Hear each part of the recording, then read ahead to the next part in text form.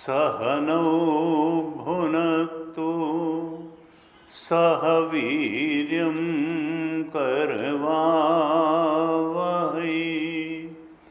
तेजस्विनावधीतमस्तु मा विद्विषावहै।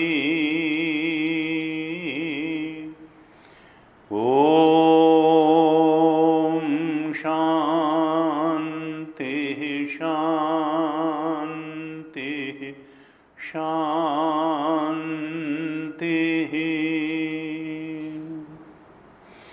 सदाशिवसमारम्भां शङ्कराचार्यमध्यमाम् अस्मदाचार्यपर्यन्तां वन्दे गुरुपरम्पराम्।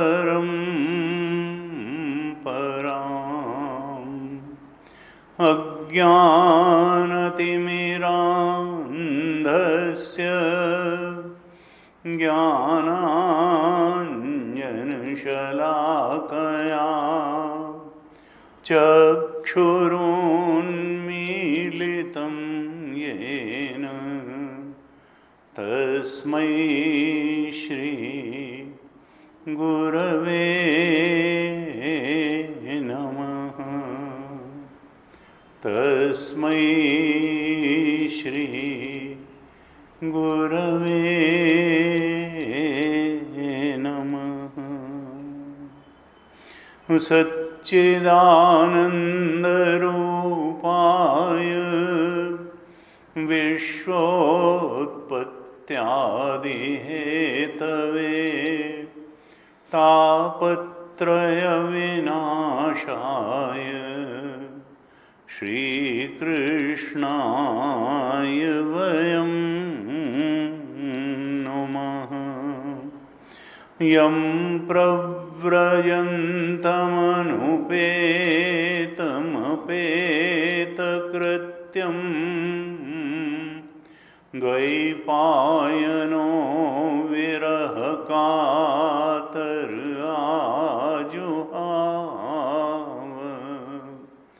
पुत्रेति तन्मयतया तरवोऽभिनेदुः तं सर्वभूतहृदयं मुनिमानतोऽस्मि।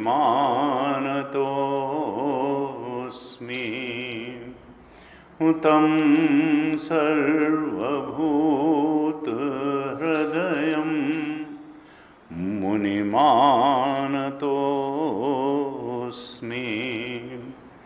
नारायणं नमस्कृत्य नरं चैव नरोत्तमं देवीं सरस्वतीं व्यासं ततो जयमुदीरयेत्।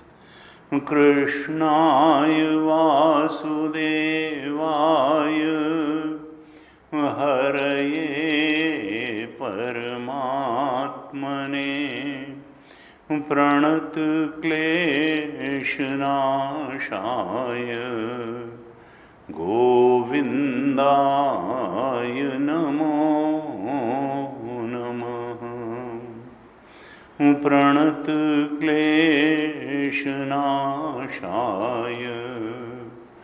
गोविन्दाय नमो नमः।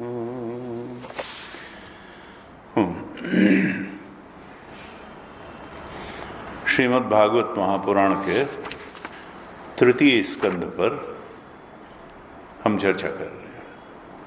इस तृतीय स्कंध में कुल 33 अध्याय हैं और हमने 25 अध्यायों तक, बल्कि 26 अध्यायों तक चर्चा करी। ये अंतिम प्रकरण है तृतीय स्कंध का और भगवान कपिल, जो कि भगवान का ज्ञानावतार है, वो अपनी माता देवहूति को उपदेश कर रहे हैं। ज्ञान, भक्ति और वैराग्य का उपदेश माता देवहूति को किया है। ध्यान योग का भी उपदेश किया, भक्ति योग का उपदेश किया, ज्ञान योग का उपदेश किया और वैराग्य के बिना तो कोई भी साधना सफल होती ही नहीं है। अध्यात्म साधना का तो अर्थ ही है कि आत्मा से प्रेम और अनात्मा से वैराग्य। यहां अद्वैत तत्व के बोध कराने के लिए ही कपिल भगवान माता देवहूति को ज्ञान दे रहे हैं, तत्व ज्ञान दे रहे हैं, अद्वैत तत्व का ज्ञान दे रहे हैं। अब उस अद्वैत तत्व को हम ब्रह्म कहें, ईश्वर कहें, भगवान कहें, ब्रह्मेति परमात्मेति भगवान इति शब्द थे। पहले ही आ चुका है प्रथम स्कंद में ही कि ये शब्द अलग अलग हैं, लेकिन तात्विक दृष्टि से जहां ये शब्द इंगित करते हैं जिस सत्ता को, वो सत्ता एक ही है। और वहां कहा था व्यास भगवान ने कि वदंति तत्त्वविदः तत्त्वज्ञ ज्ञानमद्वयम्। जो तत्वविद हैं, तत्वदर्शी हैं, जिन्होंने इस सृष्टि के, इस यूनिवर्स के परम सत्य को जान लिया, परम तत्व को जान लिया, वो किसको तत्व कहते हैं? तो वदंति तत्त्वविदः। तत्वविद लोग किसको तत्व कहते हैं? तत्वम यज ज्ञानम अद्वयम। वो जो अद्वय ज्ञान सत्ता है उसी को तत्व कहते हैं। ज्ञानात्मक सत्ता है, यानी ज्ञान स्वरूप है। वो नॉलेज ऑफ समथिंग नहीं है, वो नॉलेज इटसेल्फ है, वो ट्रूथ इटसेल्फ है, वो नॉलेज इटसेल्फ है और वो ब्लिस इटसेल्फ है। सत चित आनंद, ट्रूथ कॉन्शियसनेस ब्लिस। सत्यम ज्ञानम अनंतम ब्रह्म, सत चित आनंद ब्रह्म, उसको ब्रह्म कहें। वदंति तत्त्वविदः तत्त्वज्ञ ज्ञानम अद्वयम ब्रह्मेति परमात्मेति भगवान इति शब्दते। कहा उसी को ब्रह्म कहो, उसी को परमात्मा कह लो और उसी को भगवान कह लो। तत्व दृष्टि से वो अद्वय ज्ञान तत्व है, उसको आत्मा कह लो, उसको ब्रह्म कह लो, उसको परमात्मा कह लो, उसको भगवान कह लो, तत्व वही है। वदंति तत्त्वविदः तत्त्वज्ञ ज्ञानमद्वयम् ब्रह्मेति परमात्मेति भगवान इति शब्दते। और वो चूंकि ज्ञान स्वरूप है, चेतन स्वरूप है, उसी को हमारे संतों ने भी उसी का बोध प्राप्त किया, उसी में दृढ़ स्थिति प्राप्त की और फिर उसी का बखान किया।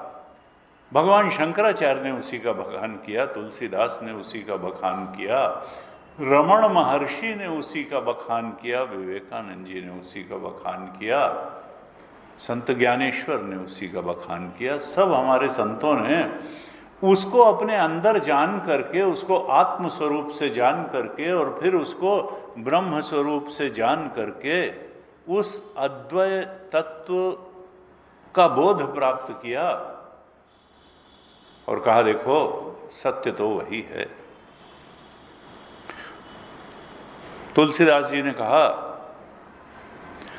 तुलसीदास यह चिद विलास जग बूझत बूझत बूझे।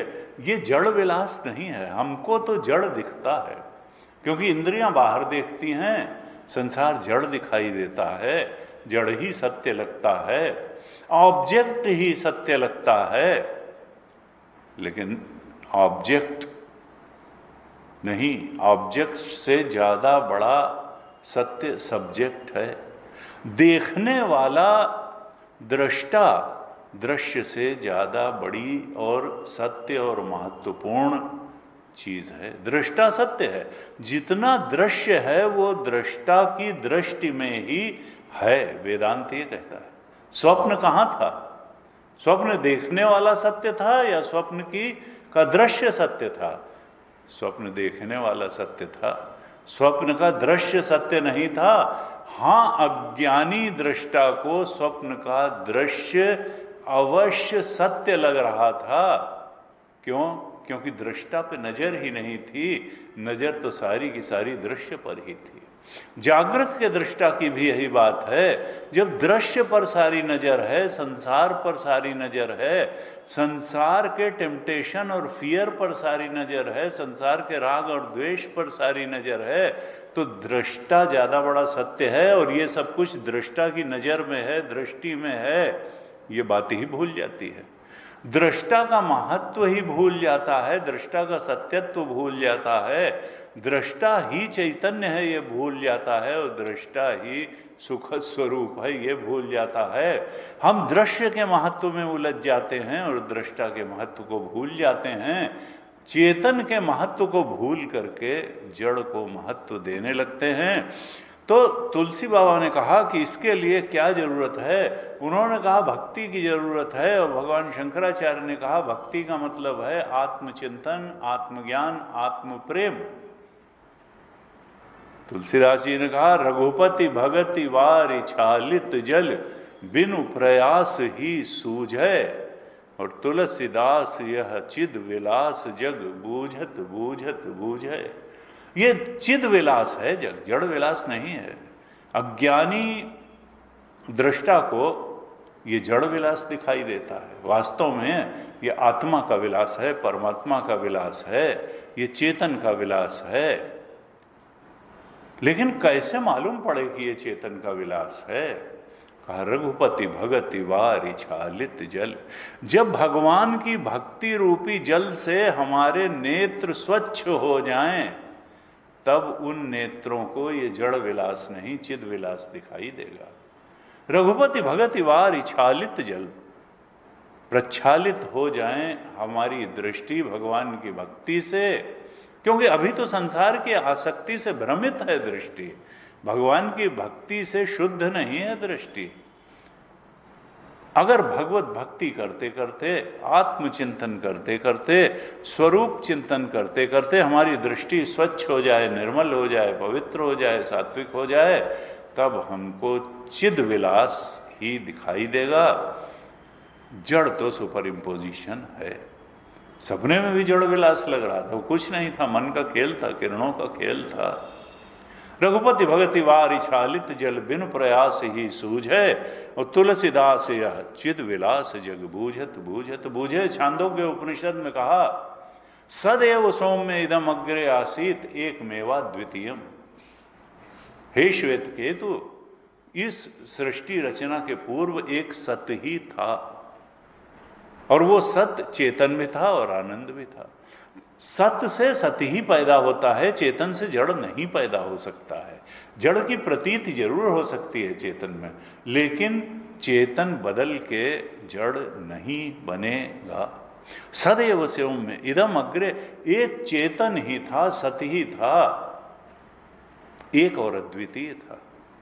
यानी चेतन था, चेतन है, चेतन रहेगा। इसके अलावा द्वैत जो दिखाई देता है कि जड़ भी है और चेतन भी है, तो ये द्वैत जड़ हमारी दृष्टि में है, अज्ञान दृष्टि में है। वास्तव में जड़ प्रकृति की चेतन से कोई अलग स्वतंत्र सत्ता नहीं है। वेदांत का ये स्पष्ट उद्घोष है। जब ये मनुष्य कल्पना कर लेता है कि विषयों में बहुत सुख है, तब वो विषयों से बंध जाता है। वास्तव में क्या है कि ये चेतन पुरुष सदा असंग है। मानि मानि बंधन में आयो। जब हम मान लेते हैं कि नहीं, दृश्य में बड़ा आकर्षण है, बड़ा सुख है, दृश्य तो पाने लायक है, तब फिर हम बंध जाते हैं दृश्य की आसक्ति में, जड़ की आसक्ति में बंध जाते हैं और अपने चेतन स्वरूप को भूल जाते हैं। ऐसे जो है 26वें अध्याय में सृष्टि के स्वरूप का, तत्वों का वर्णन करते हुए भगवान ने यही बताने का प्रयास किया था और कहा था कि ज्ञान से जब हृदय ग्रंथि का छेदन भेदन हो जाता है, जब आत्मदर्शन रूप ज्ञान मनुष्य प्राप्त कर लेता है, तो यही पुरुष के मोक्ष का कारण बन जाता है। आत्मज्ञान ऋते ज्ञानात् न मुक्ति। ज्ञान से, आत्मज्ञान से मुक्ति होती, लेकिन जब तक आसक्ति बनी रहेगी, संसार के आकर्षण और भय हमको सताते रहेंगे, तब तक हम आत्मा के सत्यत्व के बोध के लिए अभी अधिकारी नहीं बनेंगे। अधिकारित्व आवश्यक है और उसके लिए हमको बाहर से नजरें हटा करके अंदर आत्मा पर की तरफ ध्यान को ले जाना होगा।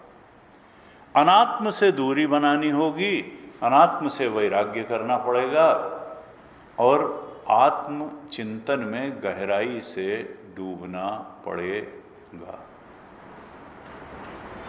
और जब डूबेंगे तो ये जीवात्मा परमात्मा ही मिलेगा। नमक का पुतला समुद्र की गहराई नापने गया तो खो गया। हेरत हेरत हे सखी रहा कबीर हेराए। कबीर ने कहा कि मैं परमात्मा को खोजने निकला, तो क्या हुआ, कबीर खो गया। क्योंकि जब मैं था तब हरि नहीं, अब हरि हैं मैं नाही। इस जीव को कभी परमात्मा नहीं मिलेगा, क्योंकि जीव तो स्वयं परमात्मा है। वो हटे तो परमात्मा स्वरूप आगे आवे। और हटता क्यों नहीं है? क्योंकि मानी मानी बंधन में आयो। उसको लगता है कि संसार में विषयों में बड़ा सुख है, वो कल्पना में सुख कर करके बंध जाता है, और जबकि वो वास्तव में उस चीज से बंधा है जो चीज है ही नहीं। उस सांप से डर रहा है जो सांप वहां है ही नहीं। उस माला के प्रति आकर्षित है जो माला वहां है नहीं। है तो रस्सी, है तो परमात्मा, फंसा है जगत में। परमात्मा उसको कभी जीव के रूप में दिखाई दे रहा है, अनुभव में आ रहा है, और कभी जगत के रूप में अनुभव में आ रहा है। और जब तक उधर से ध्यान हटेगा नहीं, तब तक अधिष्ठान ज्ञान होगा नहीं। अध्यास ही सत्य लगता रहेगा, और अध्यास से ही कभी आकर्षित होगा, कभी भयभीत होगा। इसी टेम्पटेशन फियर में उसका जीवन बीतता चला जाएगा। इस प्रकार से ये कुछ मोटी बात कही 25 और 26 अध्याय में। अब 27वें अध्याय में भगवान कपिल माता जी से अपनी कहते हैं कि देखो, प्रकृति और पुरुष के विवेक से भी मोक्ष प्राप्ति हो सकती है। कहते हैं 27वें अध्याय के प्रारंभ के 4-5 श्लोक बड़े महत्वपूर्ण हैं। 27वें अध्याय के पहले ही श्लोक में कहते हैं कि प्रकृतिस्थोपि पुरुषः न अज्यते प्राकृतैः गुणैः अविकारात कर्तृत्वात निर्गुणत्वात जलार्कवत। कपिल भगवान कहते हैं माता जी से, देवहूति से, कि माता जैसे सूर्य का प्रकाश, सूर्य का प्रतिबिंब जल में पड़ता है, मान लिया तालाब में पड़ रहा है, तालाब में जल सूर्य का प्रतिबिंब जब पड़ता है तो प्रकृति वहां पर तालाब के जल में अगर चंचलता है तो प्रतिबिंब भी चंचल दिखाई पड़ेगा।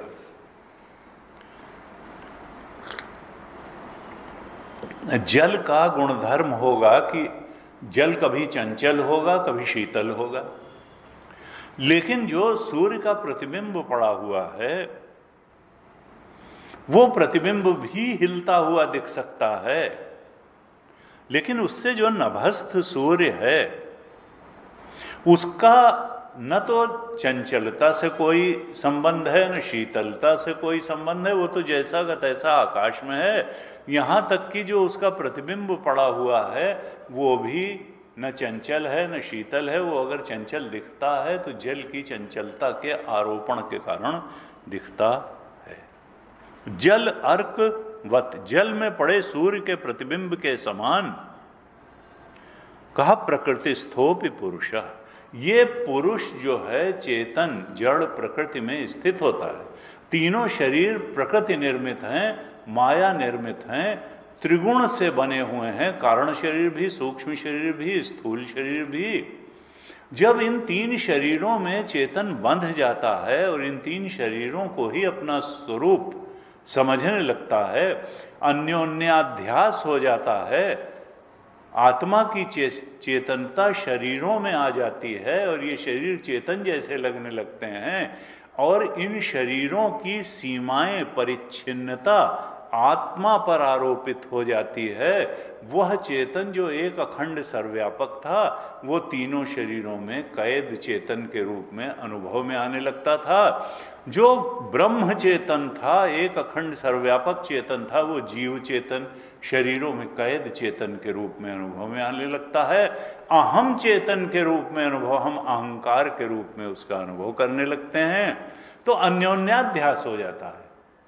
यानी जड़ और सीमित शरीरों में चेतनता प्रवाहित हो जाती है और चेतनता शरीरों के धर्म, परिच्छिन्नता इसकी शरीरों की आत्मा पे आरोपित होकर के चेतन परिच्छिन्न लगने लगता है। शरीर चेतन लगने लगा, आत्मा परिच्छिन्न, लिमिटेड लगने लगी। ये सब किस कारण से हुआ कि वो जो पुरुष था, आत्मा थी, चेतन था, वो प्रकृति में स्थित हो गया। पुरुषः प्रकृतिस्थो ही न अज्यते प्राकृतिक गुण ही है। लेकिन कहते हैं कपिल भगवान कि जैसे तालाब में पड़े हुए प्रतिबिंब के कारण सूर्य पर कोई फर्क नहीं पड़ता, इसी प्रकार से इन देहों में कैद चेतन हो ही नहीं सकता है। चेतन तो सदा असंग है, भले वो शरीर में कैद अनुभव में आ रहा है। चेतन तो कभी प्रकृति के गुणों से लिप्त ही नहीं होता है। क्यों? अविकारात, क्योंकि वो निर्विकार है। अकर्तृत्वात्, वो अकर्ता है। और निर्गुणत्वात्, गुण तो माया के हैं, चेतन में कोई गुण नहीं है, वो तो सच्चिदानंद है, गुणों के परे है, त्रिगुण के परे है। निर्गुणत्वात्, अकर्तृत्वात्, अविकारात् प्रकृतिस्थोपि पुरुषः न अज्यते प्राकृतिक गुण ही।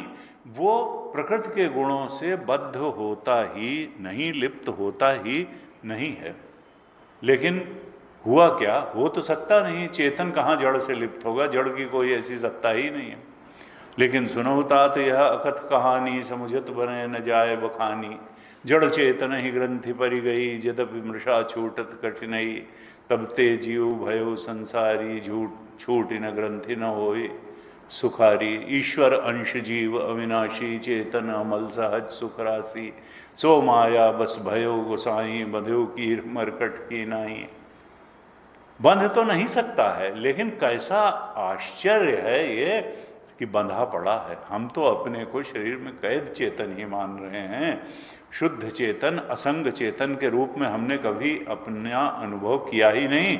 हम अपने अहम को, जो चेतन है, उसको इदम जड़ से मेल करके ही जानते हैं, पहचानते हैं, मानते हैं, अनुभव करते हैं। आप कौन हैं? कहा हम पुरुष हैं, पुरुषो हम, ब्राह्मणों हम, शूद्रो हम, मनुष्यों हम। फिर सामाजिक उपाधियां भी। अहम, शुद्ध अहम के रूप में अपना कभी अनुभव ही नहीं किया, हमेशा इदम से जोड़। अहम इदम मम इदम नैसर्गिको अयम लोक व्यवहार मिथ्या ज्ञान निबत्ता, ब्रह्मसूत्र भाष्य में लिखा भगवान शंकराचार्य ने। यही हमारे दुख का कारण है कि जो चीज मिल नहीं सकती वो मिली पड़ी है। ये अघटित घटना पटीयसी माया। माया है क्या कि जो घटना घट नहीं सकती उसको घटा के दिखा देती है कि जड़ और चेतन मिल नहीं सकते, लेकिन मिले हुए हैं। तमः प्रकाशवत, अंधकार और सूरज का, अंधकार और प्रकाश का मेल नहीं हो सकता, लेकिन जड़ और चेतन का मेल नहीं हो सकता, लेकिन ग्रंथि पड़ी हुई है। कहा स एष यर ही प्रकृते गुणेषु अभिविषज्यते अहम क्रिया विमूढ़ात्मा कर्ता अस्मि इति अभिमन्यते। दूसरे श्लोक में कहा, 27वें श्लोक के दूसरे श्लोक में कहा कि प्रकृति के गुणों में जब ये चेतन आबद्ध हो जाता है, लिप्त हो जाता है, निबद्ध हो जाता है, तब अपने को कर्ता मानना शुरू करता है। कर्ता अस्मिति भी, वो ये मान लेता है कि मैं कर्ता हूं, और तब वो कर्ता भोक्ता बन करके संसार के पीछे भागना शुरू कर देता है। अहंकार, गीता जी में कहा अहंकार, तीसरे अध्याय के 27वें श्लोक में कहा था, प्रकृते क्रियमाणानि गुणै कर्माणि। प्रकृति के गुण ही तीनों गुण ही सब कर्मों को कर रहे हैं, लेकिन अहंकार विमूढ़ात्मा कर्ता अहम इति मन्यते। अहंकार से मोहित चित्त वाला ये मानता है कि मैं करता हूं। चेतन तो असंग है, वो कहां कर्ता बनेगा और काहे को भोग करेगा, वो तो आनंद स्वरूप है। लेकिन जब वो शुद्ध चेतन, ब्रह्म चेतन, अपने को जीव चेतन, अहम चेतन के रूप में अनुभव करता है, तो अपने को कर्ता भोक्ता मान लेता है। और फिर ये कर्ता भोक्ता भोग प्राप्त करने के लिए कर्म करना शुरू कर देता है। जिन चीजों से भय खाता है उनसे दूर भागने के लिए कर्म करता है, और जिन चीजों का इसको आकर्षण होता है उनको पाने के लिए कर्म करने लगता है। कर्म भोग, भोग कर्म, इसी में फंस के रह जाता है। तीसरे श्लोक में कहते हैं कपिल भगवान, तेन संसार पदवीम अवशः अभ्येति अनिर्वृतः प्रासंगिकैः कर्म दोषैः सद असत मिश्र योनिषु। उस अहंकार के कारण, टेम्पटेशन और फियर से प्रभावित होकर के कर्ता और भोक्ता बन जाने के कारण क्या होता है, ये वासनाओं के प्रभाव से दुखी हो जाता है। इच्छाओं के दबाव में विवश होकर के ये अपने को कर्ता भोक्ता मान करके संसार में ही कर्म और भोग करने के लिए परेशान रहता है। जिंदगी बीत जाती है, लेकिन न इसके भोग पूरे होते हैं, न इसके कर्म पूरे होते हैं, और फिर भोग और कर्म पूरे करने के लिए अगले शरीर में चला जाता है। सद असद मिश्र योनिषु।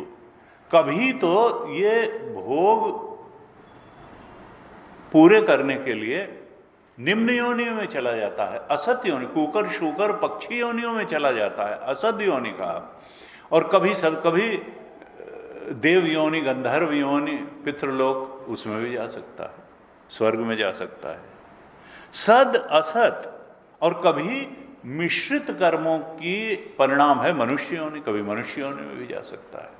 कुकर शुकर योनि में जा सकता है, देव योनि में जा सकता है, मनुष्य योनि में जा सकता है। क्यों जा सकता है? क्यों? संसार पदवीम अवशोपी अवशोपी, संसार में बार बार जन्म लेता है। क्यों? अहंकार के कारण। अहंकार को तृप्ति देने के लिए कर्ता भोक्ता बन करके, कुछ भोग पाने के लिए विवश होके संसार में बार बार जन्म लेता है। क्यों? क्योंकि कर्मों के प्रासंगिक ही कर्म दोष ही है। जब एक बार कर्म कर दिया इसने तो फल तो आएगा, फल का भोग भी होगा। तो कहा ये जो कर्म का भोग, भोग का कर्म करते करते ये कर्म दोष है। उस कर्म दोष के कारण ये अनेक अनेक जन्म लेता है और सद असद और मिश्र योनियों में जन्म लेते हुए विवश होकर के, दुखी होकर के बार बार संसार में आता है। देखिए ये बड़ी अच्छी बात कही, और गीता जी में बिल्कुल ऐसा ही कहा था। 13वें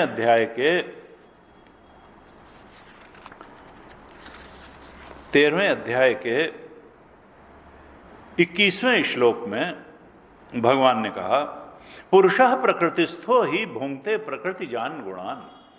ये पुरुष जब प्रकृति में स्थित हो जाता है, यानी प्रकृति के स्वरूप को अपना स्वरूप मान लेता है, और तब क्या करता है? प्रकृति के गुणों को भोगना अपने जीवन का उद्देश्य बना लेता है। कभी तामसिक आनंद, कभी राजसिक आनंद, कभी सात्विक आनंद। पुरुषः प्रकृतिस्थो ही भुंक्ते प्रकृति जान गुणान कारणम। और ये प्रकृति के गुणों से निर्मित संसार के भोगों को भोगने के लिए ये जो पुरुष है, प्रकृति में फंसा हुआ अहम चेतन रूप जो पुरुष है, कारणम गुण संगोस्य सद असद योनि, इसमें मिश्रित योनि नहीं कहा गीता में, सद असद योनि जन्मसु। पुरुष जब प्रकृति में स्थित हो जाता है और प्रकृति के गुणों को भोगना ही जीवन का उद्देश्य मान लेता है, तब सद असद योनियों में निरंतर जन्म लेता चला जाता है। भूल जाता है कि हमारा सच्चा स्वरूप शुद्ध चेतन है। चौथे श्लोक में थोड़ा और आगे की बात कहते हैं कपिल भगवान। कहते हैं अर्थे ही, ये सब होता क्यों है? अर्थे ही अविद्यमाने भी संसरति न निवर्तते। 27वें अध्याय के चौथे श्लोक में करते हैं, अर्थे ही अविद्यमाने भी संसरति न निवर्तते ध्यायतो विषयान अस्य स्वप्ने अनर्थ आगमो यथा। अर्थे ही अविद्यमाने भी, स्वप्न में कोई पदार्थ नहीं होता है, अर्थ नहीं होता है। अर्थ का मतलब पदार्थ। क्या वहां भी बिल्डिंग दिखती है, वहां भी नदी दिखती है, पेड़ दिखता है, मकान दिखते हैं, शत्रु मित्र दिखते हैं, तो क्या वास्तव में होते हैं? नहीं, कोई पदार्थ नाम की चीज ही नहीं है, सब किरणों का खेल है। मन का विकार है वहां, मानसिक किरणों का सारा मन का खेल होता है और लगता बिल्कुल सच्चा है। लेकिन अर्थे ही अविद्यमाने भी, पदार्थों की कोई सत्ता न होने पर भी क्या होता है? स्वप्न अनर्थ आगम।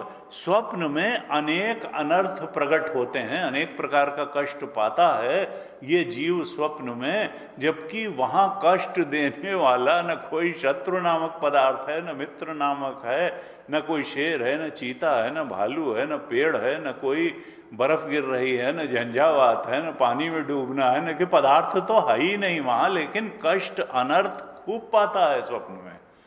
जैसे स्वप्ने अनर्थ आगमो, स्वप्न में खूब अनर्थ कष्ट आते हैं, जबकि अर्थे अविद्यमान है, फिर वहां पदार्थ तो विद्यमान ही नहीं होता है।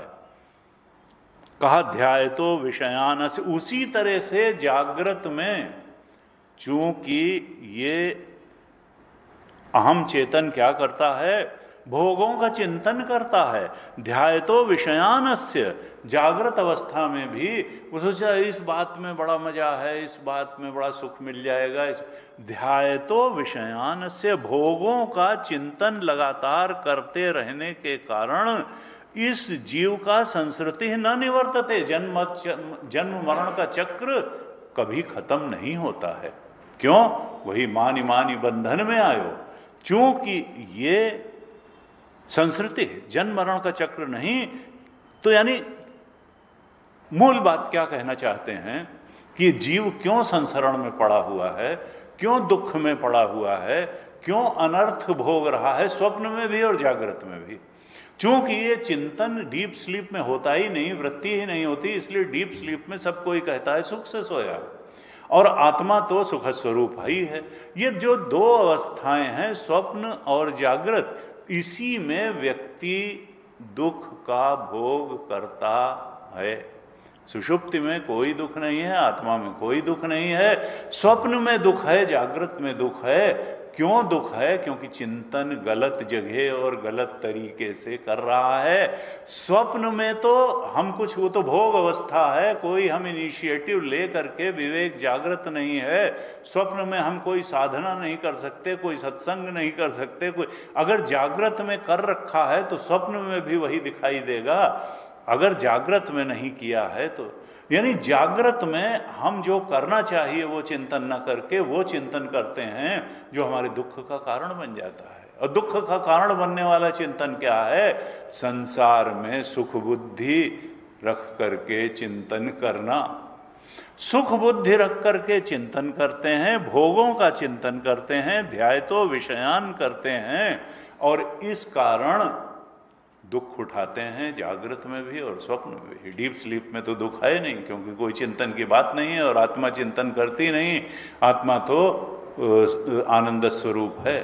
तो यानी बात क्या हुई कि जागृत में जो हमारा गलत चिंतन है, जो विषय चिंतन है, जो भोग चिंतन है, जो संसार चिंतन है, वो हमारे दुख का कारण है। तो इसकी निवृत्ति कैसे होगी कि हम भोग चिंतन की जगह भगवान चिंतन शुरू करें। हम अनात्म चिंतन की जगह आत्मचिंतन अगर शुरू कर दें, हम असत चिंतन की जगह सत का चिंतन शुरू कर दें, तो यही हमारे सारे अनर्थों की निवृत्ति का मूल केंद्र है, हमारा चिंतन। अविचार कृतो बंध, विवेक चूड़ामणि में कहा भगवान शंकर, अविचार कृतो बंध विचारेण निवर्तते।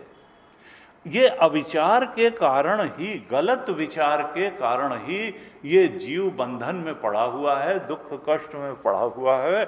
और अगर ठीक तरह से विचार करना सीख जाए तो इसके सारे अनर्थों का, कष्टों का, दुखों का अभी और यही निवारण है। विचार के अलावा हम सोचे संसार में कोई जड़ पदार्थ प्राप्त करके दुख की निवृत्ति हो जाएगी, अनर्थ की निवृत्ति हो जाएगी, तो वो होने वाली नहीं है। जड़ पदार्थ कितना भी हम एकत्रित कर लेंगे, अमास कर लेंगे, एक नहीं 10 घर बना लेंगे, एक नहीं 50 गाड़ी हो जाएगी, हम जो है वो मेयर नहीं प्राइम मिनिस्टर ऑफ इंडिया बन जाएंगे, या जो भी कुछ भी धन पद प्रतिष्ठा, परिवार, पुत्रेषण वित्तेषण लोकेषण की कितनी भी पूर्ति हो जाएगी, अनर्थ की निवृत्ति नहीं होगी, संसरण बना रहेगा, दुख बना रहेगा। तो दुख निवारण का क्या उपाय बताया कि ध्यायतो विषयान की जगह ध्यायतो भगवान, भगवत चिंतन। अभ्यास योग युक्तेन चेतसा नान्यगामिना परमं पुरुषम दिव्यम याति पार्थानुचिंतयन्, 8वें अध्याय के 8वें श्लोक में कहा कि भगवत चिंतन करते करते अनन्याश्चिंतयन्तो माम ये जनाः पर्युपासते तेषाम नित्याभियुक्ता नाम योगक्षेमम वहाम्यहम्। तुमको अपनी चिंता करने की जरूरत नहीं, मैं चिंता करूंगा, लेकिन अनन्याश्चिंतयन्तो माम, तुम जैसे 24 घंटे अपने को कर्ता भोक्ता मान करके संसार के चिंतन में लगे रहते हो, ये मिल जाए ये मिल जाए, वैसे ही भगवान के चिंतन को, आत्मबोध प्राप्त हो जाए, आत्म शांति प्राप्त हो जाए, आत्मानंद प्राप्त हो जाए, इसका अगर तुम दृढ़ता से प्रेम करो आत्मा से, संसार से प्रेम कीजिए, ये तो भक्ति है। संसार प्रेम आसक्ति है और भगवान से प्रेम, आत्मा से प्रेम करना भक्ति है। जिसकी हम प्रेम करते हैं उसकी बार बार याद करते हैं। इसीलिए नानक देव जी ने भी कहा कि जपजी साहब जप करो। किसका जप करो? आत्मा का जप करो, सुखमनी सा, तभी सुख मिलेगा। सुमिरन,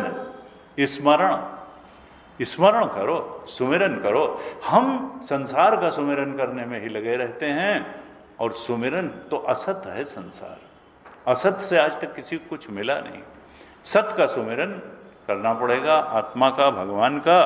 तो भोगों का चिंतन करने से दुर्दशा क्या है जीव की, कि जन्म मरण का चक्र मिटता नहीं है, और बिना बात ये दुख पाता है। ठीक वैसे ही जैसे सपने में कोई पदार्थ न होने पर भी अनर्थ का अनुभव करता है, कष्ट का अनुभव करता है, ऐसे ही जागृत में भी ये बिना बात कष्ट का अनुभव करता है, और उसका कारण इसका गलत चिंतन है। 5वें श्लोक में कहते हैं, अब हल बताते हैं कपिल भगवान, इस दुर्दशा से निकलने का उपाय बताते हैं। अतएव शनैश्चित्तम प्रसक्तम असताम पथि भक्ति योगेन तीव्रेण विरक्त्या च नयेत वशम। अतएव शनैः चित्तम प्रसक्तम असताम पथिम। इसलिए कहते हैं माता क्या करना चाहिए?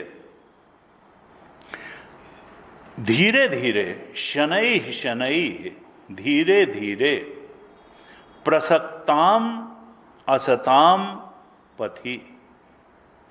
ये जो चित्त असन मार्ग में लगा हुआ है, असताम पथि, यानी असताम का मतलब संसार चिंतन में। संसार असत है, भगवान सत है, चेतन सत है, जड़ असत है। ये जो असत चिंतन में ये चित्त लगा हुआ है, असत चिंतन के मार्ग में ये आसक्त हुआ है, भक्ति योगेन तीव्रेण, उसको तीव्र भक्ति योग से और विरक्ति से नयेत वशम, अपने वश में लाए। यानी चित्त का संसारोन्मुखी होकर के 24 घंटे विचरण करना, ये मनुष्य की परेशानी का कारण है। अगर हम तीव्र भक्ति योग से, प्रेम पूर्वक स्वरूप चिंतन, आत्मचिंतन, भगवत चिंतन से और वैराग्य से इस चित्त को अपने वश में ले आए। वश में लाने का मतलब क्या है कि संसार चिंतन की जो है आत्मचिंतन में, स्वरूप चिंतन में, भगवत चिंतन में इसको लगा दें, तो बस यही सबसे बड़ी दवाई है कष्ट के निवारण की, अनर्थ को मिटा देने की यही दवाई है कि विषय चिंतन कीजिए है, आत्म चिंतन में इस चित्त को लगा दें। और इसके लिए वैराग्य और भक्ति की बात बताई है। नयेत वशम, इस चित्त को धीरे धीरे करके वश में ले आए, ऐसे कहा। अब थोड़ा और आगे अभ्यास बताते हैं कपिल भगवान। कहते हैं कि योग साधनों द्वारा अभ्यास करने से भी, बार बार अभ्यास करने से, क्योंकि बार बार रगड़ करने से, विचार की रगड़ करने से ये चित्त सही दिशा को पकड़ लेता है। प्रयास पूर्वक विचार करना होगा, और फिर धीरे धीरे जैसे संसार का विचार करने की इसकी आदत पड़ी है, ऐसे ही भगवान का विचार करने की सहज रूप में इसका अभ्यास हो जाएगा। शुरू में तो इसमें प्रयास करना पड़ेगा। अभ्यासात रमते यत्र दुखांतम च निगच्छति। 18वें अध्याय में भगवान ने कहा, देखो 18वें अध्याय के 36 और 37 श्लोक में कहा कि जो सात्विक सुख है वो शुरू में जहर जैसा लगता है, लेकिन परिणाम में वो अमृत जैसा होता है। लेकिन उसके लिए अभ्यास करना पड़ेगा। कहा अभ्यासात रमते यत्र दुखांतम च निगच्छति। हम बार बार जब अभ्यास करते हैं तो हमारा रमण भगवत चिंतन में, आत्मचिंतन में होने लगता है, और उससे क्या होता है, वो परिणाम में दुख नहीं होता है, दुख का अंत हो जाता है। दुखांतम च निगच्छति। कहा यत्तदग्रे विषमेव। ये ज्ञान, वैराग्य, ध्यान, समाधि आरंभ में तो बहुत इसमें प्रयास होता है, आयास होता है, लेकिन परिणाम में शुरू में तो लगता है बड़ा ये कष्टकारी है। सत्संग में बैठना, ध्यान में बैठना, वैराग्य करना, ज्ञान का अभ्यास करना। कहा लेकिन अगर जब ये अभ्यास अपनी परिपक्वावस्था में आता है, परिणाम देने की दशा में आता है, परिपाक हो जाता है अभ्यास का, ज्ञान, वैराग्य आदि, तो अमृत, आत्मबुद्धि प्रसाद, अमृत रूप सुख की प्राप्ति होती है। बुद्धि निर्मल हो जाती है, गंगा जल जैसी पवित्र हो जाती है। प्रसाद बुद्धि हो, आत्मबुद्धि प्रसाद। तो कहा कि हमको बार बार चित्त को भगवत चिंतन में लगाने का प्रयास, एफर्ट, अभ्यास, आयास करते रहना चाहिए, बिना उकताए हुए चित्त के। भगवान ने 6ठे अध्याय में 23वें श्लोक में हमने कई बार कोट भी किया है, कहा स निश्चयन योक्तव्यो योगो अनिर्विण्ण चेतसा। ये जो आत्मा के ध्यान का और ध्येय चिंतन का, आत्मचिंतन का अभ्यास निश्चय पूर्वक करना चाहिए और बिना उकताए हुए चित्त के करना चाहिए। बिना उकताए हुए चित्त के बार बार आत्मचिंतन का अभ्यास करना चाहिए। यहां कहते हैं कि देखो, ये अभ्यास करने के लिए, परम सत्य के बोध की तरफ बढ़ने के लिए, संसार की निस्सारता जानने के लिए, आत्मा के सच्चे स्वरूप के अनुभव के लिए, अपने ही ब्रह्म तत्व के बोध के लिए चित्त को बार बार एकाग्र करते हुए अभ्यास करना चाहिए। लेकिन इसमें बाधाएं क्या हैं उनको भी बताते हैं कि किसी से द्वेष नहीं करना चाहिए, क्योंकि द्वेष जो है आध्यात्मिक साधना के लिए जहर की तरीके, विष की तरीके से है। साधना के सारे बल को ये द्वेष की भावना हटा देती है। कहा किसी से बैर न करो, संसारासक्ति का त्याग करो, ब्रह्मचर्य का पालन करो, परिमित भोजन करो। बार बार हमारे शास्त्रों में कहा प्राण रक्षा के लिए भोजन करो, उतना भोजन करो जितने से जीवन चलता हो। परिमित भोजन करो, एकांत में भी रहो, क्योंकि कई बार एकांत काटने दौड़ता है। एक गुरु जी कहते थे एकांत को रचनात्मक बनाना बहुत बड़ी आध्यात्मिक साधना है। नहीं तो एकांत में आदमी दुनिया को फेस कर लेता है, अपने आप को फेस करना उसको बड़ा कठिन होता है। एकांत में जब बैठता है, हम तो ध्यान में लोग शुरू में बैठते हैं तो कहते हैं नहीं आंख खोल के भाई चलो, थोड़ा चौराहे पे चलो, थोड़ा बात करेंगे किसी से तो ठीक रहेगा। ये तो बड़ा मुश्किल हो जाता है, अंदर से ऐसे ऐसे विचार आते हैं, हम तो खड़बड़ा के आंख खोल देते हैं, हमसे नहीं आंख बंद करके जो है बैठा जाता है। कहा सदा एकांत में विविक्त देश, गीता जी में कहा, ये तो सद्गुण में बताया, विविक्त देश सेवित्वम अरति जन संसदि। साधक का सहज स्वभाव क्या है? एकांतवास। क्यों? क्योंकि एकांत में आप अपने मन का इंट्रोस्पेक्शन कर सकते हैं, मन को निहार सकते हैं, मन की गति को वाच कर सकते हैं कि सहज रूप में विचार कैसे उठते हैं। अगर संसार का भी विचार उठता है तो संसार में किस तरह का विचार उठता है, और अगर वो अनाध्यात्मिक है तो फिर आप प्रयत्न पूर्वक उसकी दिशा को मोड़ भी सकते हैं। 13वें अध्याय के 10वें श्लोक में कहा था, विविक्त देश सेवित्वम अरति जन संसदी। बहुत भीड़ में जाने से साधक को बचना चाहिए, क्योंकि भीड़ में जाएंगे, कोई ये बात कहेगा, कोई वो बात कहेगा, कोई कहे मेरी बात ठीक है, कोई कहे मेरी बात ठीक है, कोई ये सुन लो, कोई कहे वो सुन लो। हर आदमी अपने मेंटल लेवल पे घसीट के आपको तौलने की कोशिश करेगा और अपने ही मेंटल लेवल और बैकग्राउंड और एक्सपीरियंस को बड़े महान और ऊंचे बता करके आपका दिमाग खाने की कोशिश करेगा। इसलिए बहुत ज़्यादा कहा, जो गुरु की बात सुनो, सत्पुरुषों की बात सुनो, अपने शुद्ध निर्मल अंतःकरण की बात सुनो, शास्त्र की बात सुनो। गुरु जी कहते थे, जो साधक संसार के दिखाए रास्ते पे चलना शुरू कर देता है, बड़ी जल्दी साधन पथ से च्युत हो जाता है। संसार में 1000 आदमी 1000 तरफ तुमको घसीटेगा, तुम नगर वधू बन के रह जाओगे। जो ग्राहक आया वही खींच रहा है अपनी तरफ और तुम खींचे चले जा रहे हो ना। सबको नमस्ते करके गुरु चरणों को, शास्त्र के उक्तियों को पकड़ करके बैठ जाओ अगर तुमको साधन करना है। लोगों के चक्कर में मत पड़ो।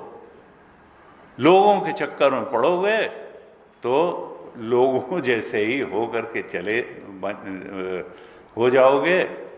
कहा, केवल और केवल गुरु और शास्त्र और ईश्वर की कृपा और अपनी प्रयास, इसके सहारे जो चलता है वो आगे बढ़ता चला जाता है और लक्ष्य तक पहुंच जाता है। तो कहा एकांत में, यहाँ कपिल भगवान कहते हैं माता से कि साधक को एकांत में रहना चाहिए, एकांत को रचनात्मक बनाना चाहिए, दिनचर्या को रचनात्मक कामों से भरना चाहिए। गुरु जी कहते थे कि भाई स्वाध्याय करो, स्वाध्याय करते करते मन ऊब जाए तो ध्यान में बैठ जाओ, ध्यान करते करते मन ऊब जाए तो सत्संग में चले जाओ।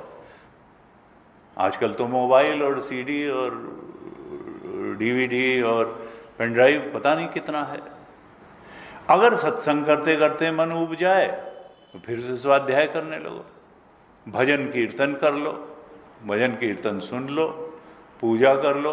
लेकिन दिनचर्या में ऐसा कोई समय तुम्हारे पास न हो जब तुमको व्यर्थ की वार्ताओं के लिए समय मिले या उत्कंठा हो या तुम्हारी इच्छा हो भी, तो उसको कर्ब करके तुम बिल्कुल और बिल्कुल आध्यात्मिकता से भरपूर जो काम है उन्हीं से दिनचर्या को भर दो। Live in day tight compartments, ये तो कहा ही कि भाई एंजाइटी हटानी है तो डे टाइट कंपार्टमेंट में रहो, लेकिन उच्च लक्ष्य रखो, आध्यात्मिक दृष्टि से सर्वोच्च लक्ष्य रखते हुए उस लक्ष्य को प्राप्त करने के लिए जो जो चीज़ें हैं उन बातों से, उन साधनाओं से, उन क्रियाओं से, उन अभ्यासों से ही अपने एकांत को भरो।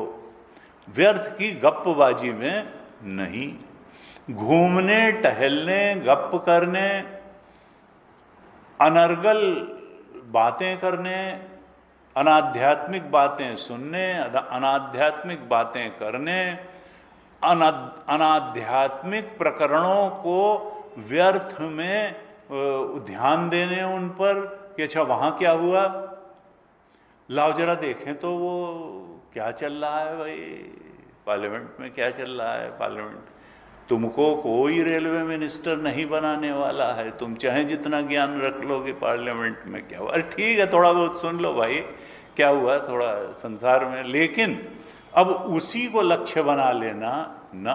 जीवन में समय बहुत थोड़ा है, जीवन में समय थोड़ा है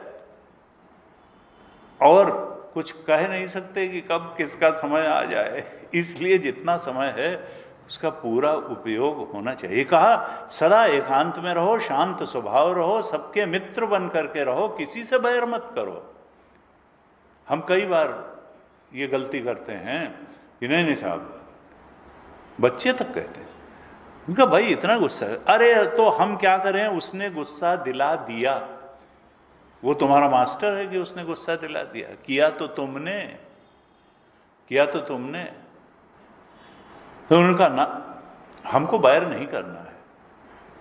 तुमने उसकी दी हुई गंदी बात सुनी क्यों, ली क्यों, ये तो तुम्हारे ऊपर है कि तुम क्या लो और क्या न लो। तुम मत लो, कहीं ना कहीं तो तुम्हारा ही कुछ रहा होगा। काहू न को सुख दुख कर दाता, निज कृत कर्म भोग। तुम्हारा ही कोई कर्म ऐसे दुष्ट व्यक्ति को तुम्हारे जीवन में लाया है, इसलिए केवल उसी को तुम दोष नहीं दे सकते। तुम्हारा भी कोई ऐसा पुराना कर्म रहा होगा कि इस प्रकार का वाहियात आदमी आया तुम्हारी जिंदगी में, तो अब से तो उसको मत बढ़ाओ, क्योंकि हैट्रेड बिगेट्स हैट्रेड, घृणा घृणा को जन्म देती है। 4 वेद 6 शास्त्र में बात मिली है दोए, सुख दीने सुख होत है, दुख दीने दुख होए। हम क्यों किसी के दुख का कारण बने, हम उससे उपेक्षा, दुष्ट की उपेक्षा, योग दर्शन में बताया, दुष्ट की उपेक्षा। तो हम सबके मित्र बने, किसी से बैर न करें, द्वेष न करें, दयालुता का स्वभाव रखें, धैर्य का स्वभाव रखें, क्षमा का स्वभाव रखें। हम किसी की आसक्ति में न पड़े, इवन देह की आसक्ति में न पड़े, मैं मेरेपन से ऊपर उठ जाएं, तीनों अवस्थाओं से अलग हो जाएं। हम जान लें कि ये जीव हम नहीं हैं जो तीनों अवस्थाओं में जाता है।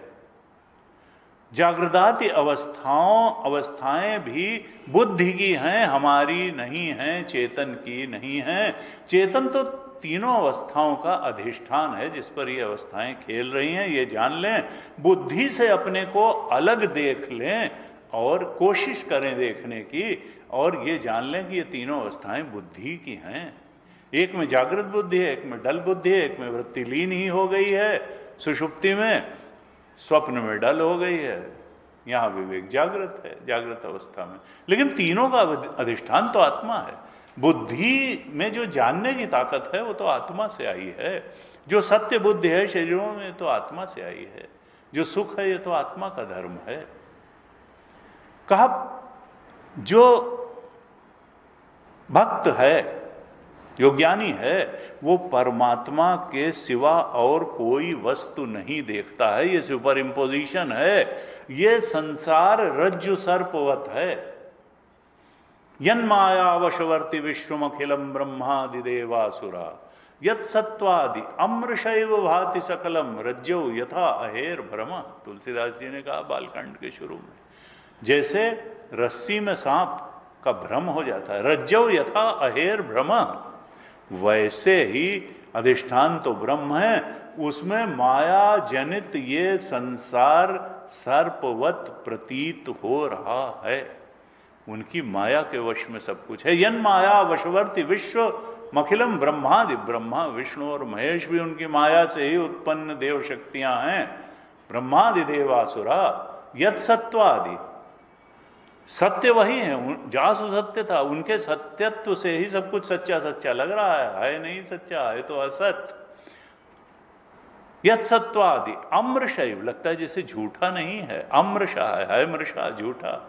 यत सत्वादि अमृषैव भाति सकलम रज्जौ यथा अहेर्भव यत पाद प्लवमेकमेव हि भवाम बोधे स्थितिर्षावताम। इस झूठे संसार के पार जाने के लिए एकमात्र नौका है, इस झूठे संसार सागर के पार जाने के लिए भगवान के चरण, उनको पकड़ लिया जाए। यत पादप्लवम एकमेव, यत पादप्लवम एकमेव ही भवाम बोधेस तिथि। जो इस भवसागर के पार जाने की इच्छा वाले हैं उनके लिए भगवान के चरण पकड़ लो। भोगों के चरण जब तक पकड़े रहेंगे फंसे ही रहेंगे, भगवान के चरण पकड़ लें।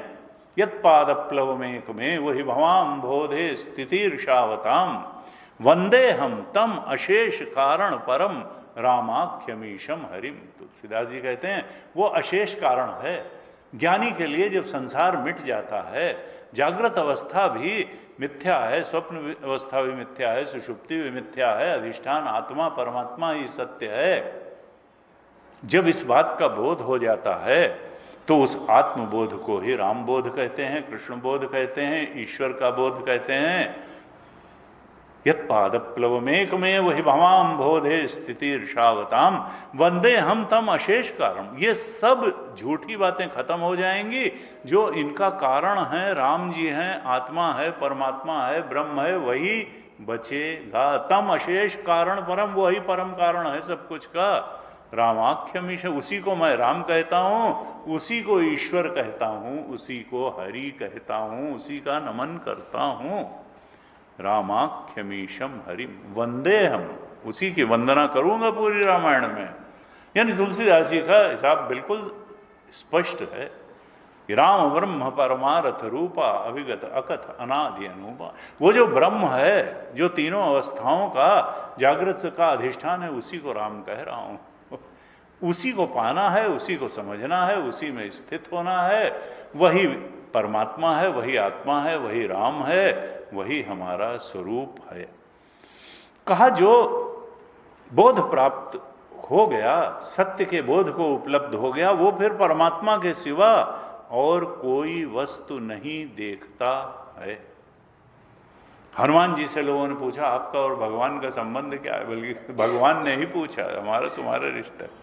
उनका देह दृष्टिया तो दासो हम, अगर देह की दृष्टि से देखें तो आप स्वामी हैं और मैं सेवक हूं। आप मेरे स्वामी हैं, मैं आपका दास हूं। देह दृष्टिया तो दासो हम, और जीव दृष्टिया त्वदंश का। अगर मैं जीव हूं तो आप ब्रह्म हैं। ईश्वर अंश जीव अविनाशी चेतन अमल। हम, मैं आपका अंश हूं, आप ईश्वर हैं, मैं जीव हूं, मैं आपका अंश हूं। देह दृष्टिया तु दासो हम, जीव दृष्टिया त्वद अंश का। जीव की दृष्टि से मैं आपका अंश हूं, लेकिन वस्तु तस्तु त्वमेवा हम। अगर हम तत्व दृष्टि से देखें तो जो तुम हो वही मैं हूं। देह दृष्टिया तु दासो हम, जीव दृष्टिया तु अंश का। वस्तु तस्तु त्वमेवा हम। वस्तु दृष्टि से अगर देखें, तत्व दृष्टि से देखें, तो जो तुम हो वही मैं हूं। तुम भी सच्चिदानंद और मैं भी सच्चिदानंद, उसमें टुकड़े कहाँ होते हैं। तुम भी प्योर कॉन्शियसनेस, मैं भी प्योर कॉन्शियसनेस, कॉन्शियसनेस में टुकड़े नहीं। वस्तु तस्तु त्वमेवा हम इति में निश्चला मति, ही मेरी निश्चल मति है। देह दृष्टि से तो स्वामी सेवक संबंध, जीव की दृष्टि से अंश अंशी संबंध है, लेकिन तत्व दृष्टि से जो तुम हो वही मैं हूं। ऐसे कहते हैं भगवान कपिल कि जो आत्मदर्शी मुनि है, जो मेरे बताए मार्ग पर चलता है, भक्ति करता है, ज्ञान प्राप्त करता है, वैराग्य के मार्ग पर चलता है, भक्ति ज्ञान वैराग्य पर आधारित जो जीवन जीता है, वो आत्मबोध को प्राप्त हो जाता है। और ऐसा आत्मदर्शी मुनि अत्यंत शुद्ध अंतःकरण द्वारा परमात्मा का साक्षात्कार अपने अंदर ही कर लेता है और अद्वितीय ब्रह्म पद को प्राप्त हो जाता है। अद्वितीय ब्रह्म, क्योंकि ब्रह्म के अलावा तो कुछ है ही नहीं दूसरा। अगर दूसरा होगा तो वो ब्रह्म कैसे रह जाएगा, अद्वितीय कैसे रह जाएगा। अगर द्वितीय हो गया फिर अनंत कैसे, दो अनंत थोड़े होते हैं। अगर कहीं भी ऐसा है कि कुछ और उसके अलावा है तो फिर वो इनफाइनाइट तो रहा। इसलिए तुमको छोड़ करके परमात्मा नहीं हो सकता है, नहीं वो अनंत नहीं रह जाएगा। अद्वितीय एक तुम हो जाओगे, एक वो हो जाएगा। इसलिए परमात्मा तुमको छोड़ के नहीं होता, तुमको ले नहीं, अपूर्ण हो जाएगा परमात्मा, वो तो पूर्ण है। तुम्हारा जो चेतन है उसको लेके परमात्मा चेतन है, परमात्मा तुमसे अलग कोई सत्ता नहीं है। कहते हैं कपिल भगवान की इस तरह से मनन करके जो विवेकी पुरुष है वो आत्मा का अनुभव कर लेता है और अहंकार के अधिष्ठान को जान लेता है। अहंकार का अधिष्ठान आत्म तत्व है। ये अहम चेतन तो मिथ्या है। अहम इदम मम इदम, ये जो अहम इदम निर्ममो निरहंकार सशांतिम अधिगच्छति ऐसा ब्राह्मी स्थिति पार्थ। ये जो अहंता और ममता है, यही तो हमारे स्वरूप बोध में बाधा बन करके बैठी है। कहा वो जो आत्म तत्व है वो सब कुछ का अधिष्ठान है और सब कुछ का प्रकाशक है। मनन करके विवेकी पुरुष उस आत्म तत्व का अनुभव कर लेता है। अब देवहूति माता फिर प्रश्न करती हैं कि प्रकृति के गुणों के रहते हुए ये जो कैवल्य पद है, इसको कोई जीव कैसे प्राप्त कर सकता है?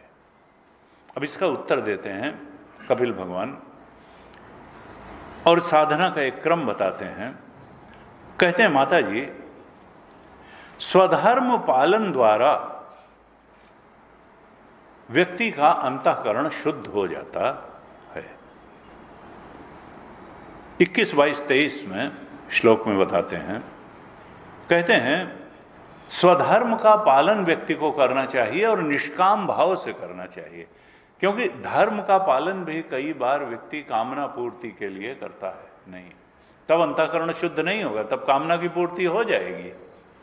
लेकिन कहा निष्काम भाव से जब स्वधर्म का पालन किया जाता है तब अंतःकरण शुद्ध हो जाता है। योगिनः कर्म कुर्वन्ति संगम त्यक्त्वा आत्म शुद्ध है। गीता में कहा योगी लोग कर्म ही इसीलिए करते हैं, कर्म योग करते हैं, निष्काम कर्म करते हैं, क्योंकि उससे अंतःकरण शुद्ध पवित्र निर्मल हो जाता है। योगिना कर्म कुर्वन्ति संगम, आसक्ति छोड़ के, फलासक्ति छोड़ के, क्योंकि फल के लिए अगर कर्म किया गया तो फल तो प्राप्त हो जाएगा, लेकिन अंतःकरण शुद्ध रूपी फल, शुद्धि रूपी फल प्राप्त नहीं होगा। कहा निष्काम भाव से जब स्वधर्म पालन किया जाता है तो अंतःकरण शुद्ध हो जाता है। और फिर कहा धर्म का पालन भी करो और तीव्र भक्ति भी करो, तीव्र भक्ति करो। अब वो तीव्र भक्ति जप द्वारा भी हो सकती है, ध्यान द्वारा हो सकती है, सत्संग द्वारा हो सकती है, स्वाध्याय द्वारा हो सकती है, भजन पूजन द्वारा हो सकती है, श्रवण द्वारा हो सकती है। तीव्र भक्ति करो, निष्काम भाव से स्वधर्म का पालन करो, तीव्र भक्ति करो और ज्ञान भी प्राप्त करो। आत्मज्ञान, ब्रह्म तत्व का ज्ञान, सद्गुरु के शरण में बैठ करके आत्मज्ञान प्राप्त करो। और इन सब के लिए वैराग्य की आवश्यकता है। बिना वैराग्य के और गुरु के न ज्ञान प्राप्त होगा न भक्ति। कई बार लोग सोचते हैं भक्ति तो हम भगति तात अनुपम सुख मूला, मिला ही जो संत हो ही अनुकूला। बिना सत्संग के भक्ति भी नहीं प्राप्त होती है, ज्ञान तो हो गई। भगत की साधन कहाँ बखानी, बिनु सत्संग की पाँव ही प्राणी। तो कहा कि तीव्र भक्ति करो, निष्काम भाव से स्वधर्म का पालन करो, तत्व साक्षात्कार जिससे होता हो ऐसा ज्ञान तत्वदर्शी गुरु से प्राप्त करो। प्रबल वैराग्य जीवन में होना चाहिए। ध्यानाभ्यास करो, व्रत और नियम पूर्वक ध्यानाभ्यास करो। चित्त को एकाग्र बनाओ। कहाँ? परमात्म चिंतन में, आत्मचिंतन में एकाग्र चित्त से उसका ध्यान करो, उसका चिंतन करो, उसकी भक्ति करो। ऐसे अगर तुम करोगे तो जो तुम्हारी अविद्या है, अज्ञान है, आत्मा के बारे में, अपने स्वरूप के बारे में जो अज्ञान है, जिस अज्ञान के कारण तुम संसार को, इसके भोगों को, अपने कर्ता भोक्ता स्वरूप को सत्य समझ रहे हो और असंग आत्मा का तुमको बोध नहीं हो पा रहा है, जिस अविद्या, वो अविद्या धीरे धीरे क्षीण होते होते लीन हो जाएगी, खत्म हो जाएगी, समाप्त हो जाएगी। इन सब साधनों का जब जीवन में अनुष्ठान करोगे, धर्म पालन का, भक्ति का, वैराग्य का, ज्ञान का, एकाग्रता का, ध्यान का अभ्यास करोगे तो अविद्या लीन हो जाएगी और फिर वो तुम स्वरूप में स्थित हो जाओगे, स्वतंत्र हो जाओगे, बंधन मुक्त हो जाओगे, अविद्या के बंधन से मुक्त हो जाओगे। और एक बार अगर तुम स्वरूप में स्थित हो गए, अविद्या के बंधन से मुक्त हो गए, तुम लिबरेट हो गए, बॉन्डेज खत्म हो गया, लिबरेशन मिल गया, तो फिर दोबारा बंधन में नहीं पड़ोगे। फिर ये अज्ञान, अविद्या, माया पुरुष का कुछ नहीं बिगाड़ सकती है। कई बार लोग कहते हैं ना, वही स्लिप हो जाएगा, स्लिप हो जाएगा, वो ज्ञानी जो है स्लिप हो जाता है और भक्त जो है उसको भगवान सहारा। इस तरह की गप्पबाजी समाज में इतनी चलती है। उनका भाई ज्ञान में कोई बैकवर्डनेस नहीं होती है। यूनिवर्सिटी आपकी डिग्री छीन सकती है, आपका ज्ञान नहीं छीन सकती है। एक बार अगर इंटर तक का ज्ञान आपको हो गया तो सर्टिफिकेट छीना जा सकता है, ज्ञान नहीं छीना जा सकता है। ज्ञान में कोई बैकवर्डनेस नहीं होती है। एक बार कहते हैं इवन स्किल्स भूलते नहीं हैं। साइकिल चलाना अगर जान गए तो जीवन भर चला लेंगे, चाहे 10 साल न चलाई हो आपने। तो ज्ञान में बैकवर्डनेस नहीं होती है। कहा ये माया, ये प्रकृति फिर पुरुष का, मुक्त पुरुष का कुछ नहीं बिगाड़ सकती है। उसकी स्थिति क्या होती है कि जैसे स्वप्न में कोई पुरुष अनेक अनर्थों का अनुभव करता है, लेकिन जग पड़ने पर वो सारे अनर्थ तुरंत ही समाप्त हो जाते हैं। 25वें श्लोक में कहा, यथा ही अप्रतिबुद्धस्य प्रस्वापो बहु अनर्थ भृत स एव प्रतिबुद्धस्य न वै मोहाय कल्पते। कहा क्योंकि जैसे सोते रहने वाले के लिए स्वप्न बहुत अनर्थ देने वाला होता है, 25वें श्लोक में कह रहे हैं 27वें अध्याय के, यथा ही अप्रतिबुद्धस्य प्रस्वापो बहु अनर्थ भृत स एव प्रतिबुद्धस्य न वै मोहाय कल्पते। वही सोते रहने वाले के लिए जो स्वप्न बहुत अनर्थ देने वाला होता था, वही जाग जाने वाले को मोह उत्पन्न नहीं कर सकता है। इसी प्रकार से जो आत्मा में जाग गया है उसके लिए ये संसार कोई अनर्थ उत्पन्न नहीं कर सकता है।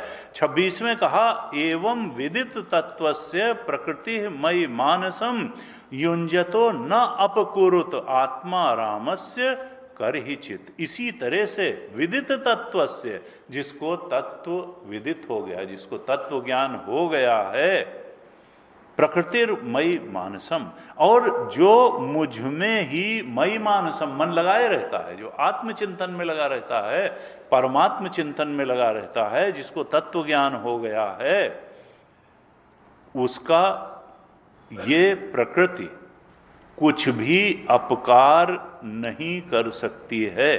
उस आत्मा रामस्य न अपकुरुत करहिचित। उस आत्मा रामी मुनि को के जीवन में कोई भी अनर्थ ये प्रकृति उत्पन्न नहीं कर सकती है। न अपकुरुत आत्मा रामस्य करहिचित। उस आत्मा राम मुनि, आत्मबोध प्राप्त मुनि के जीवन में यह प्रकृति कोई डिस्टर्बेंस नहीं कर सकती। कहते हैं, यदा एव अध्यात्मरतः कालेन बहुजन्मना। यह स्थिति कब प्राप्त होती है? जब अध्यात्मरत रहता है बहुत जन्मों तक। अध्यात्मरत मतलब जब आत्मचिंतन में ही निमग्न रहता है, लगा रहता है, संसार चिंतन में ही नहीं निमग्न रहता है, संसार के भोगों, संसार की प्रगति पाने के चिंतन में ही निमग्न नहीं रहता है।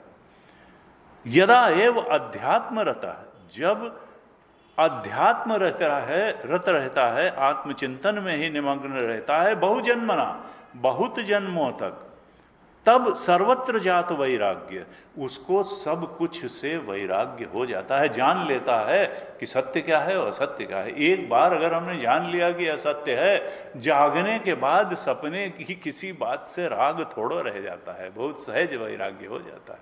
आत्मा में जागते ही संसार के न लोभ सुहाने हैं और न भय डरावने हैं। जब जाग गए तो क्या है, सपने का कोई डर नहीं है, सपने का कोई लोभ नहीं। नहीं साहब, जाग तो गए हैं और सपने में अकाउंट भी खुलवाए थे, और साहब कई सारे अकाउंट थे, एक अकाउंट में तो करोड़ों रुपया आ गया था, वो पासबुक भी थी, बस और सबसे तो हो गया, लेकिन वो पासबुक और अकाउंट अगर सपने वाला रहता तो मजा ही आ जाता। उससे अभी भी आ गए। अरे उससे क्या, इसका मतलब तुम पागल हो? वो तो भाई चाहे करोड़ होता, चाहे तुम करोड़ के देनदार होते, चाहे करोड़ के अचीवर होते, वो तो सपना था। सपने होए भिखारी नृप रंग कनाकपति होए, जागे लाभ नानि कछु थिम प्रपंच जी। जो इसी तरीके से ये जागृत छाती पे चढ़ करके बैठा हुआ है। कहा सर्वत्र जात वैराग्य आ ब्रह्म भुवनान मुनि, उसे ब्रह्मलोक पर्यंत सभी भोगों से वैराग्य हो जाता है, जो बहुत जन्मों तक आत्मचिंतन में ही निमग्न रहता है। फिर 28वें श्लोक में कहते हैं, मद भक्ता प्रतिबुद्धार्थो मत प्रसादेन भूयसा। ऐसा जो मेरा भक्त है वो तत्वज्ञ हो जाता है, तत्व को जान लेता है। कैसे? मत प्रसादेन, सोई जानत तुम देहु जनाई, जानत तुम्हें होई जाई। यमे वैश व्रणुते तेन लभ्य तस्यैष आत्मा विव्रणुते तनुन स्वाम। जब हम बहुत फड़फड़ाते हैं, बहुत रोते हैं, बहुत उसके सम्मुख विनय अर्चना प्रार्थना करते हैं, तो फिर वो हमको गोद में उठा लेकर के और सच्ची बात को जन्मा देता है। सोई जानत तुम देव जनाई। हम प्रयास करेंगे, जन्माएगा वही। जिसको वो पिक करेगा, वो आत्मदेव जिस पर अपना स्वरूप अनावृत करेंगे, जान वही पाएगा। यू कैनॉट कंपेल हिम कि हमने इतनी साधना कर ली, अब हमको दिखाओ अपना स्वरूप। ये तय वो करेगा कि कब दिखाना है, किसको दिखाना है। कहा लेकिन मद भक्त प्रतिबुद्धार्थो मत प्रसादेन भूय। मेरी कृपा से मेरा भक्त, ऐसा मेरा भक्त जिसका मैंने ऊपर वर्णन किया है, वो तत्वज्ञ हो करके निःशेयसम स्वसंस्थानम कैवल्याख्यम मदाश्रयम, वो कैवल्य पद, आत्मरूप कैवल्य पद को प्राप्त कर लेता है।